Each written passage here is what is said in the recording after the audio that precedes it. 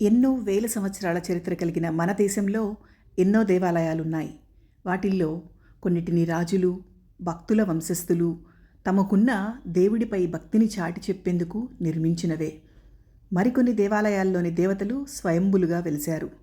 భక్తులు కోరిన కోరికలు తీర్చే దేవుళ్ళుగా పూజలు అందుకుంటున్నారు. అటువంటి దేవాలయాల్లో ముఖ్యంగా చెప్పుకోదగినది కుక్కే సుబ్రహ్మణ్య స్వామి ఆలయం ఒకటి. ఈ ఆలయ విశేషత గురించి తెలుసుకునే ముందు మీరు మొదటిగా నా ఛానల్ని గనక చూసుకున్నట్లయితే మొదటిగా సబ్స్క్రైబ్ చేసుకోండి. ఇలాంటి ఎన్నో ఆసక్తికరమైన వీడియోస్తో మీ ముందుకు వస్తాను. ఈ దేవాలయం కర్ణాటకలోని మంగళూరు దగ్గరలోని సుల్లియా అనే ఊరిలో ఉంటుంది. ఈ ఆలయం ప్రాకృతిక సౌందర్యాల మధ్య, కుమార పర్వత శ్రేణుల మధ్య, దారానది ఒడ్డున ఉన్న ఒక గ్రామం సుబ్రహ్మణ్యంలో ఉంది. సుబ్రహ్మణ్య స్వామిని ఇక్కడ నాగదేవతగా ఆరాధించడం ఒక విశేషత. పూర్వం ఈ గ్రామాన్ని కుక్కేపట్నం అని పిలిచేవారట. క్రమంగా ఇది కుక్కే సుబ్రహ్మణ్యగా ప్రాచుర్యంలోకి వచ్చింది. ఇక్కడ నాగదోష పరిహారములు చేసుకుంటే వారికి జీవితంలో కష్టాలుండవని, సంతానం లేని వారికి సంతానం కలుగుతుంది అని భక్తుల నమ్మకం. కార్తికేయుడికి నిలయమైన ఈ క్షేత్రాలలో పరశురామ క్షేత్రం కూడా ఒకటి. స్కాంద పురాణంలో సనత్కుమార సంహితలోని సంహ్యాద్రికాండలోని తీర్థక్షేత్రం, మహామణి పురాణంలో ఈ ఆలయం గురించి కూడా ప్రస్తావన ఉంది. కుక్కే శ్రీ సుబ్రహ్మణ్య స్వామి గుడిలో నాగదేవత ఎప్పుడూ కొలువై ఉంటుంది అని ప్రగాఢ విశ్వాసం. నాగదేవత పరిహారం చేయించుకొని మహిమాన్వితమైన కుక్కే శ్రీ సుబ్రహ్మణ్య స్వామి వారి అనుగ్రహాన్ని పొందుతారు. కుక్కే శ్రీ సుబ్రహ్మణ్య స్వామి వారి గుడి నాగదోష పరిహారములకు చాలా ప్రసిద్ధమైనది. ఇక్కడ ప్రధానంగా సర్పహత్యాదోషం, ఆశ్లేష బలి పూజ మరియు నాగప్రతిష్ఠ పూజలు చాలా నిష్టగా నిర్వహిస్తూ ఉంటారు. పూర్వం తారకుడు శూర్పర్మాసుర అనే అసురులను సుబ్రహ్మణ్యేశ్వర స్వామి తన శక్తి ఆయుధంతో సంహరించాడు. తన ఆయుధాన్ని ఇక్కడ దారానదిలో శుభ్రపరుచుకున్నాడని పురాణాలు చెబుతున్నాయి. ఇక్కడ పర్వత శ్రేణుల్లో కార్తికేయుడు ఇంద్రుడి కుమార్తెను పెళ్లి చేసుకున్నాడు. వాసుకి కోరికపై ఈ ప్రదేశంలో కార్తికేయుడు వెలసినందున ఈ క్షేత్రం ప్రసిద్ధిగాంచింది.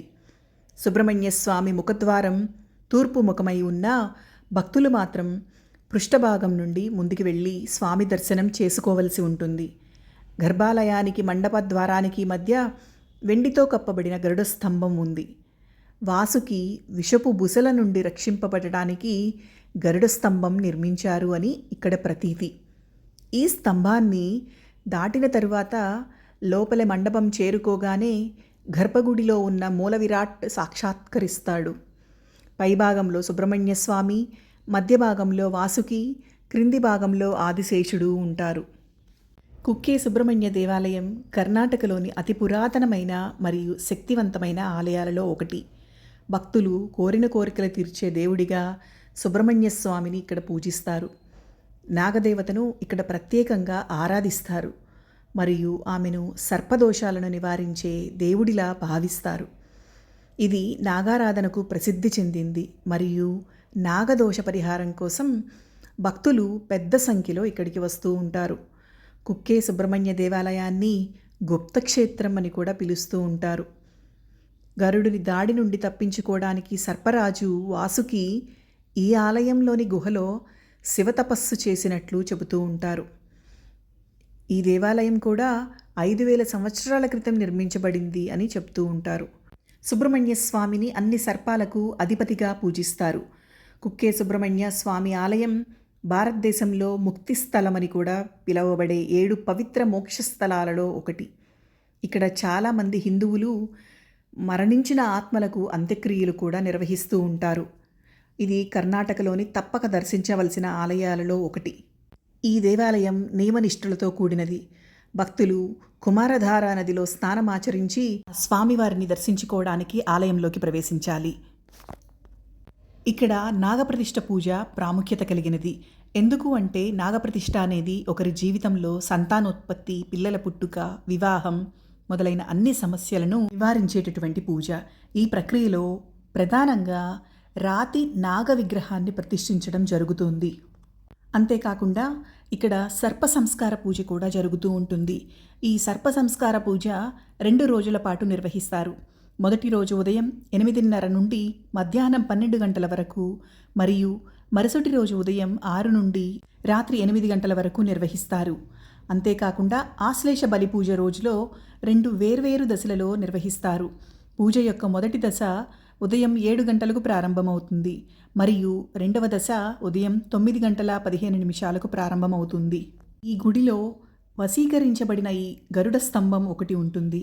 ఈ గరుడ స్తంభం లోపల నివాసం ఉన్న మహాసర్పం వాసుకి ఊపిరి నుండి వెలువడే విషకీలల నుండి భక్తులను కవచంలా కాపాడుతుండడానికి ప్రతిష్ఠించబడింది అని ప్రజల నమ్మకం. ఇక్కడ విగ్రహాలకు నిత్యకర్మ ఆరాధన పూజలు జరుగుతూ ఉంటాయి. పవిత్రత ప్రాముఖ్యత వలన ఈ దేవస్థానం దినదిన ప్రవర్ధమానం చెందుతూ చాలా వేగంగా అభివృద్ధి జరిగి ప్రజాదరణ కూడా పొందుతోంది. భక్తులు దేశ విదేశాల నుండి కూడా వచ్చి ఇక్కడ ఆ స్వామివారి అనుగ్రహం పొందుతున్నారు. ఈ ఆలయానికి సమీపంలో ఒక పర్వతం ఉంది. ఆ పర్వతం పేరు కుమార పర్వతం. కుమార పర్వతానికి ఆనుకొని ఉన్న 6 తలల నాగుపాము ఆకారంలో ఉన్న శేష పర్వతం ఆలయాన్ని రక్షిస్తున్నట్లు కనిపిస్తూ ఉంటుంది. ఈ ఆలయం మరెక్కడా లేని విధంగా ప్రశాంతతను ఆహ్లాదకరాన్ని అందిస్తూ ఉంటుంది. ప్రశాంతంగా ఉంటుంది ఈ ప్రదేశమంతా కూడా. ఇక్కడ ప్రవహించే కుమారధార నదిలో స్నానం ఆచరించడం వలన కుష్ఠవ్యాధి వంటి భయంకరమైన వ్యాధులు నశిస్తాయని భక్తులు నమ్ముతారు. అంతేకాకుండా చర్మ సంబంధిత వ్యాధులు కూడా నయమవుతాయి. ఏ రకమైన నాగదోషాలతో బాధపడుతున్న వారందరికీ కూడా మోక్షం పొందడానికి ఈ ఆలయం అంతిమ ప్రదేశంగా కూడా పరిగణించబడుతుంది. నాగదోష పరిహారం కోసం దేశవ్యాప్తంగా చాలామంది భక్తులు ఈ ఆలయాన్ని సందర్శిస్తూ ఉంటారు. ఆలయం చుట్టుపక్కల చూడవలసిన ప్రదేశాలు చాలానే ఉన్నాయి.